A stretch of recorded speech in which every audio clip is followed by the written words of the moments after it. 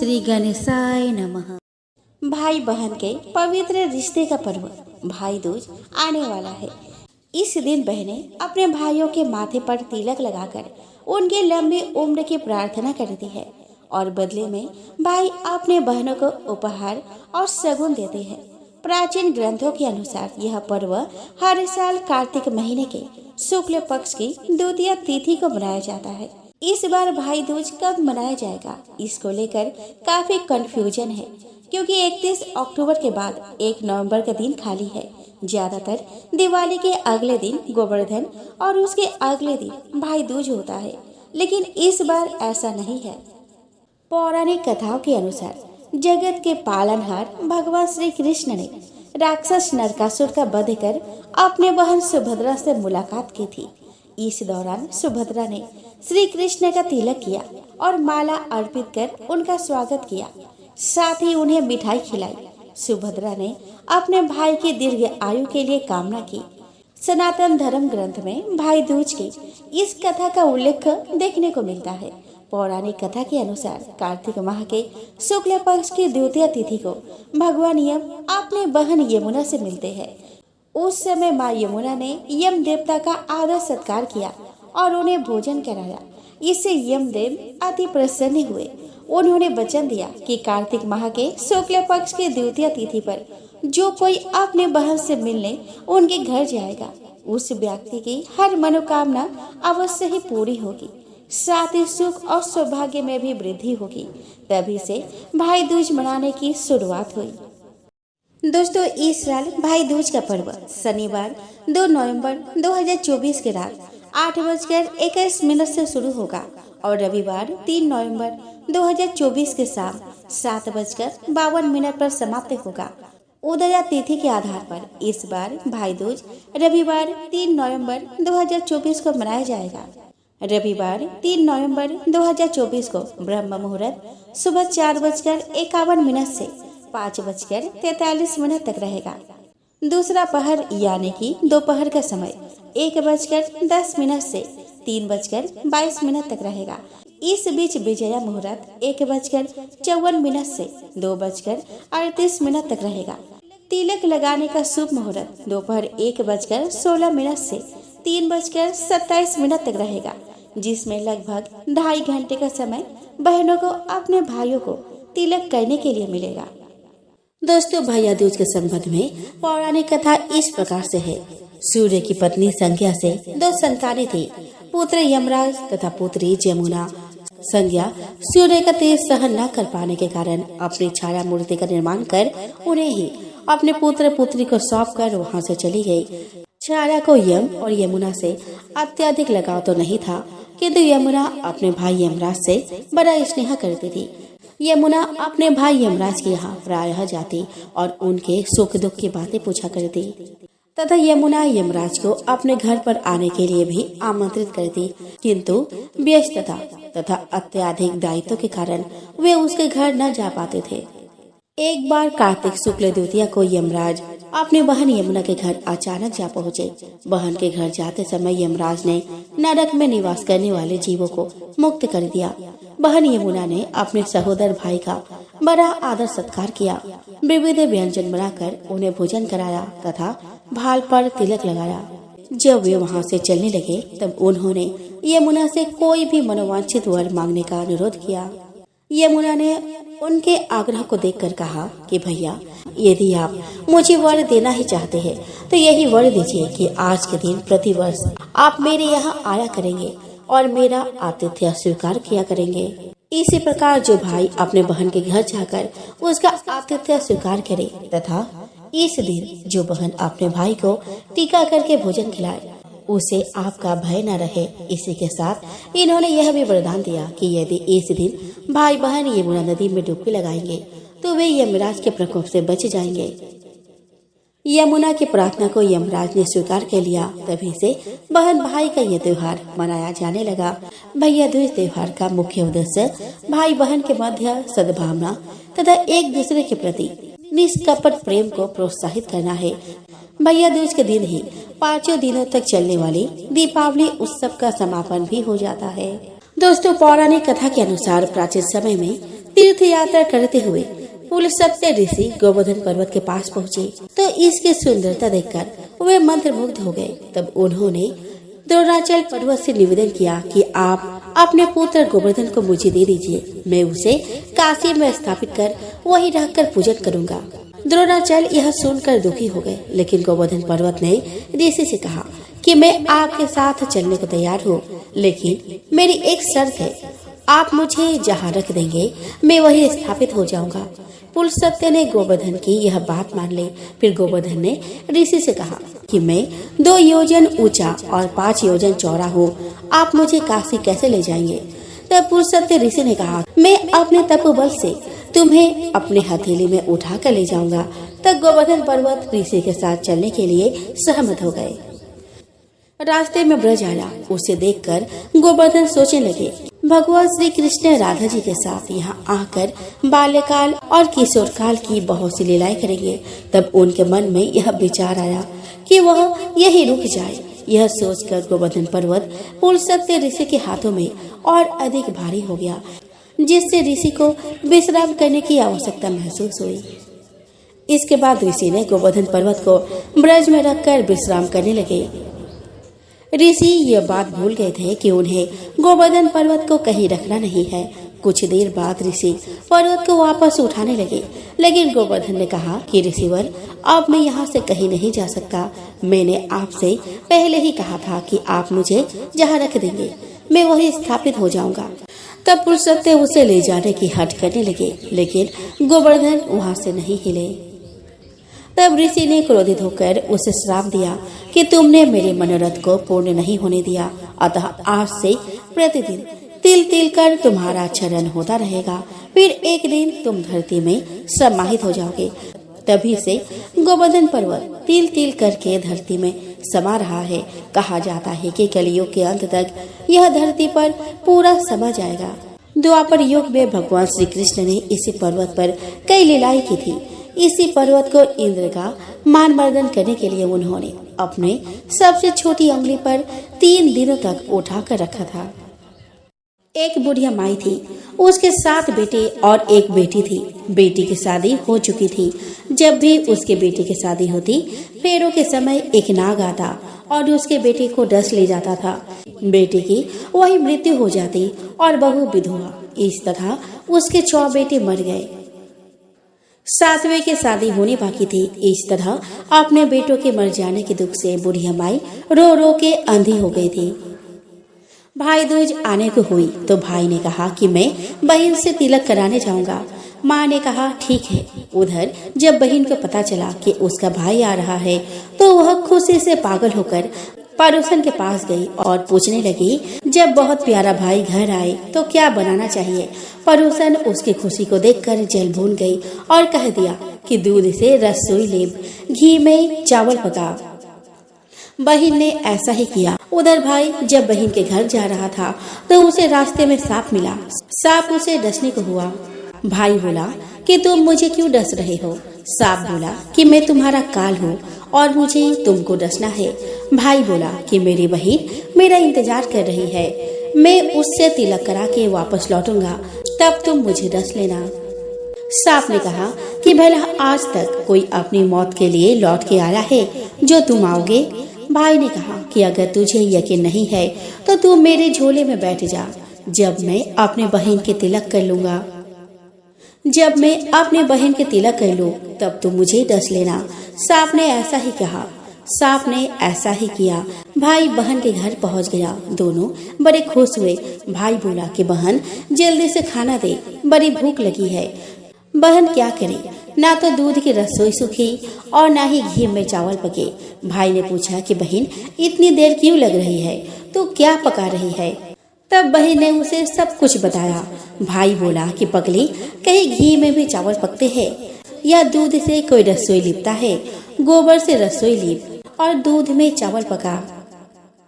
बहन ने ऐसा ही किया। खाना खा के भाई को बहुत जोर नींद आने लगी। इतने में बहन के बच्चे आ गए। बोले, मामा मामा हमारे लिए क्या लाए हो? भाई बोला कि मैं तो कुछ नहीं लाया। बच्चों ने वह झोला ले लिया जिसमें सांप था।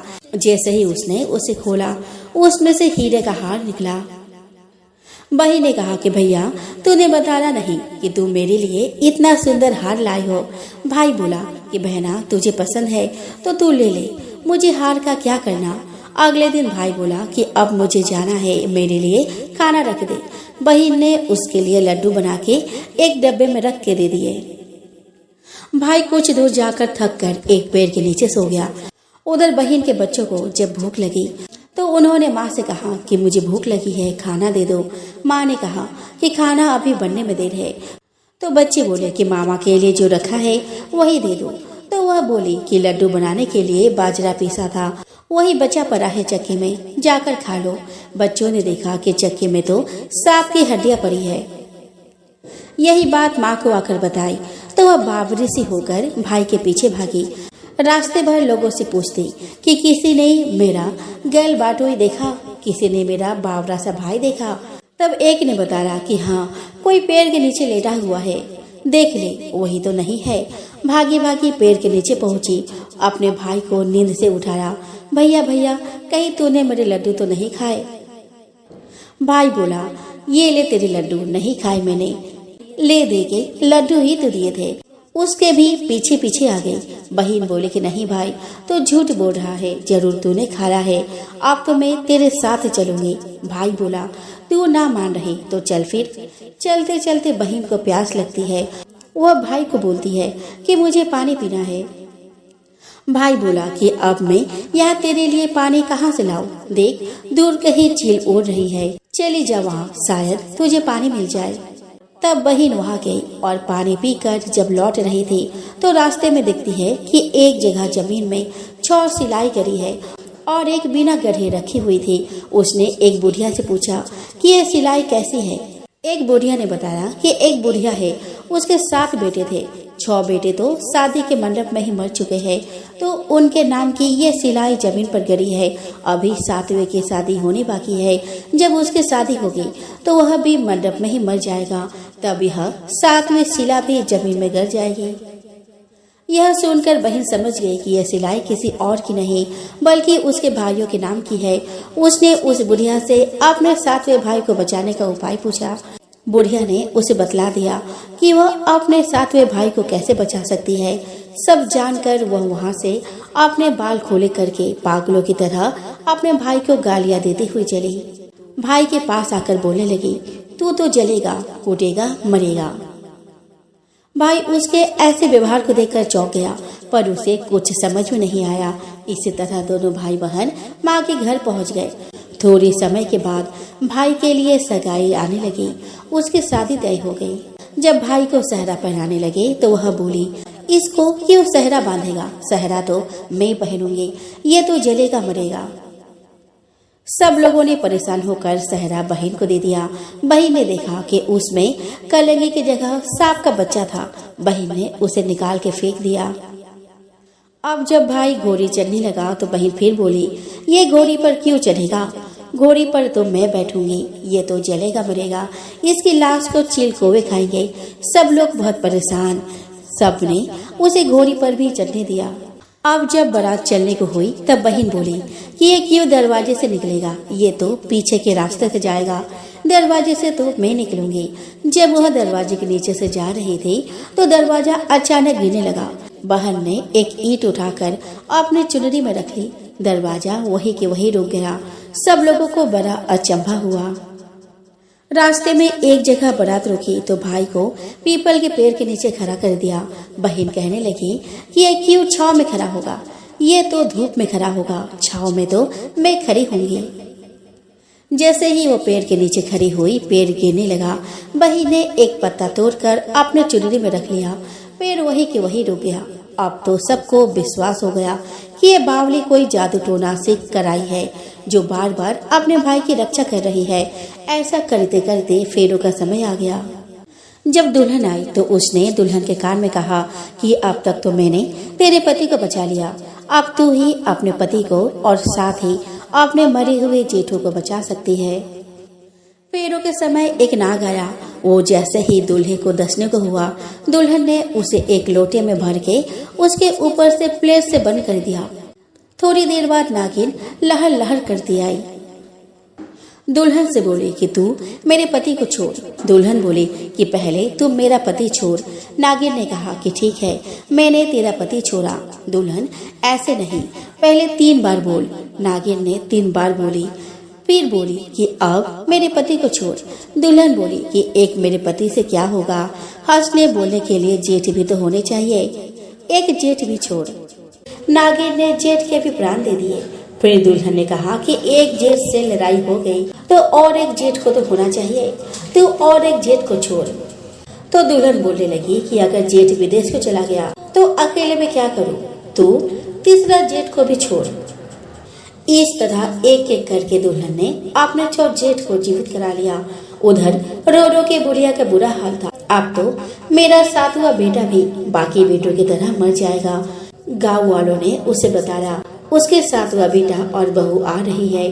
तो बुढ़िया बोली कि अगर यह बात सच है तो मेरी आंखों की रोशनी वापस आ जाए और मेरे सीने से दूध की धार बहने लगे। ऐसा ही हुआ। अपने सारे बहू बेटों को देखकर वह बहुत खुश हुई। बोली, यह सब तो मेरे बाबली का किया है। कहाँ है मेरी बेटी? सब बहन को ढूंढने लगी। देखा तो वह भूसे की कोठरी में सो रही थी। जब उसे पता चला कि उसका भाई सही सलामत है तो वह अपने घर को चली। उसके पीछे पीछे सारी लक्ष्मी भी जाने लगी। बुढ़िया ने कहा कि बेटी, पीछे मुड़ के तो देख, तू सारी लक्ष्मी ले जाएगी तो तेरे भाई भाभी क्या खाएंगे? तब बहन ने पीछे मुड़ कर देखा और कहा, जो माँ ने अपने हाथों से दिया वह मेरे साथ चल और बाद बाकी भाई भाभी के पास रह। इस तरह एक बहन ने अपने भाई की रक्षा की। दोस्तों, एक समय की बात है। एक भाई बहन रहते थे। बहन का नियम था कि वह अपने भाई का चेहरा देखे ही खाना खाती थी। हर रोज वह सुबह उठती थी और जल्दी जल्दी सारा काम करके अपने भाई का मुंह देखने के लिए उसके घर जाती थी। एक दिन रास्ते में एक पीपल के नीचे गणेश जी की मूर्ति रखी थी। उसने भगवान के सामने हाथ जोड़कर कहा कि मेरे जैसा अमर सुहाग और मेरे जैसा अमर पीहर सबको दीजिए। यह कहकर वह आगे बढ़ जाती है। जंगल के झाड़ियों के कांटे उसके पैरों में चुभा करते थे। एक दिन भाई के घर पहुंची और भाई का मुंह देखकर बैठ गई। तो भाभी ने पूछा कि पैरों में क्या हो गया है।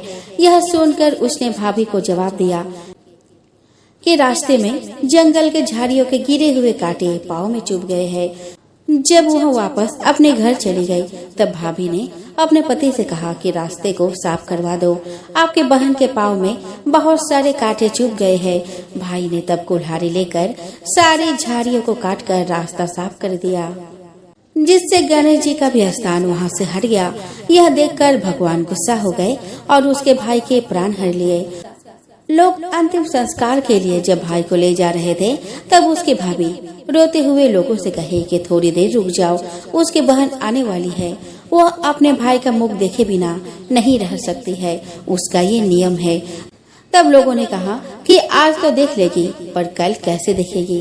रोज के दिन की तरह बहन अपने भाई का मुंह देखने के लिए जंगल में निकली। तब जंगल में उसने देखा कि सारा रास्ता साफ किया हुआ है। जब वह आगे बढ़ी तो उसने देखा कि सिद्धि विनायक को भी वहां से हटा दिया गया है।